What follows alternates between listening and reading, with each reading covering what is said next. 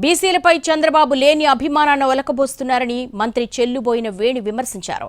ఎస్సీల మనోభావాలను దెబ్బతీసిన ఘనత ఆయనదన్నారు. ఆనాటి మాటలను ప్రజలు మర్చిపోయారని భావించి ఇప్పుడేమో నీతి సూక్తులు వల్లిస్తున్నారని మండిపడ్డారు. ఏ వర్గాల ఎదుగుదల తన రాజకీయ జీవితానికి అడ్డు అనుకున్నాడో ఆ నాయకుడు చంద్రబాబు నాయుడు గారు మొన్న మహాత్మా జ్యోతిరావు పూలే జయంతి సందర్భంగా కులరహిత సమాజాన్ని కుల నిర్మూలన చేయాలని మహాత్మా జ్యోతిరావు పూలే గారు ఆలోచించారు. ప్రత్యేకించి బీసీలను చాలా న్యూనతాభావంతో మాట్లాడినటువంటి మాటలు ప్రజలు మర్చిపోయారని తాను మర్చిపోయి మీడియా ముందు తన ఇష్టానుసారంగా మాట్లాడుతున్నాడు. ఎస్సీలో ఎవరైనా పుట్టాలని అనుకుంటారా అని ఎస్సీల మనోభావాల మీద దెబ్బతీశాడు.